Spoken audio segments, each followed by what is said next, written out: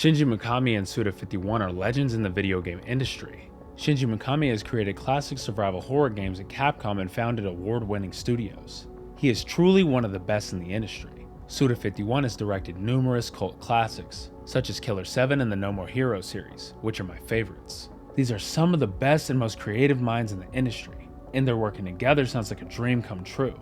They have worked on projects together before, but there is one that they have mixed thoughts on, a project that has been brought from hell itself, in Shadows of the Damned Hella Remastered. Shadows of the Damned Hella Remastered is a remaster of the 2011 video game for modern consoles.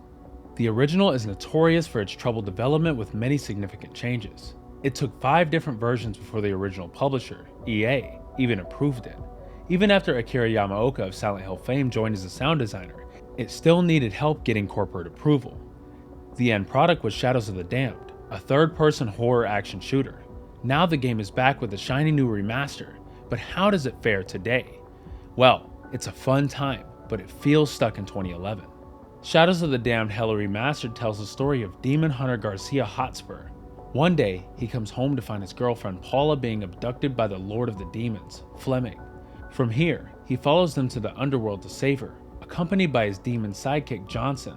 Armed with his motorcycle, gun, and torch, all of which are Johnson, he sets off to save Paula. The story is basic and meant to get you from level to level as you play the game. Characters have no real depth and are intended to serve as a gameplay outlet for the player. While this isn't a deal breaker, it's very disappointing, especially since this team has put out games with excellent story and character writing, along with fun gameplay. While I shouldn't think of the original idea for the game, I can't help but think about how that was much more interesting. If there's one thing I can compliment, it is the world. I have a soft spot for locations set in the afterlife or filled with religious symbolism. They remind me of a culture I grew up in, and while I don't have much connection to it now, I still find it fascinating. Despite spending little time in this world, it presents many ideas I like and think could be expanded. There are notes of something interesting here, notes bogged down by corporate meddling by the time it came out. While the story may be lacking, the gameplay is at least enough to keep you going. Shadows of the Damned Hella Remastered is a third-person shooter played over chapters. You have 3 guns, each with a stun attack and a torch that serves as a melee weapon. Healing is done by drinking liquor, and there are 3 different types as well. You can run and quick turn, and you will use all of these to survive hordes of demons. All of this combined makes a pretty fun, if shallow, combat system. What takes it a step further is the added gameplay elements. Since you're in the underworld, you have to deal with darkness. Darkness fills the level and adds a new gameplay element. The darkness drains your life, so you'll have to think fast. The only way to stop this is to enter the light or light up the darkness. Each gun has a light bullet that can turn on different light sources but also serves as a stun on enemies. Darkness also gives enemies a shield you can only destroy with the light bullet. This gameplay element adds much to the simple core combat. It adds a puzzle element to standard gameplay, as getting out of or combating the darkness isn't always straightforward. It also adds to the enemy variety, as you can only defeat certain enemies in the darkness. Boss battles utilize the puzzle element of the darkness very well. The game has a handful of bosses, most of whom are great fights.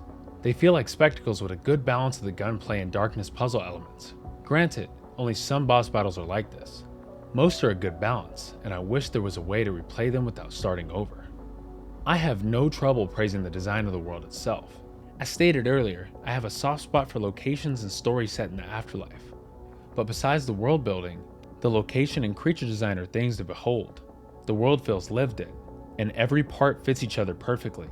It keeps that punk rock aesthetic Suda51 is known for, and I would have liked to see more of this world. Many levels feel reminiscent of campy B-horror movies and are a delight to play. The world has much potential to expand if given the chance.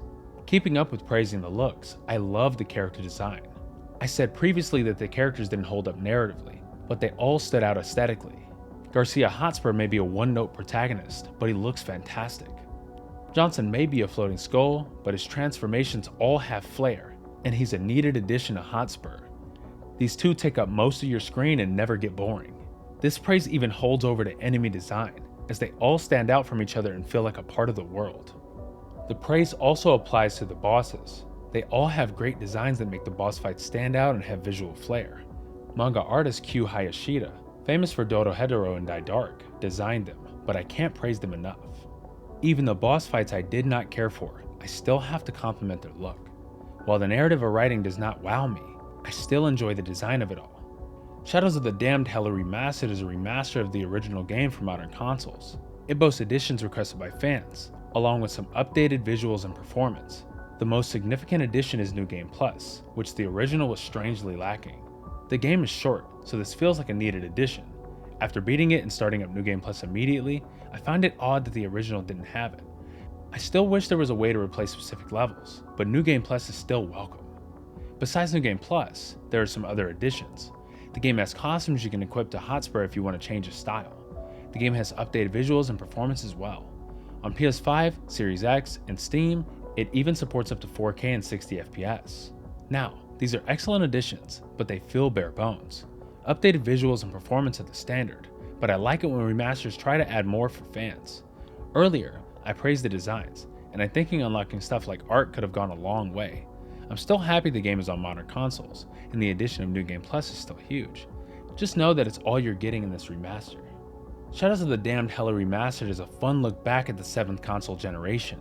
Some of its writing and game design are very dated, but they are still fun to experience again. The game is short and can be beaten in 8 hours.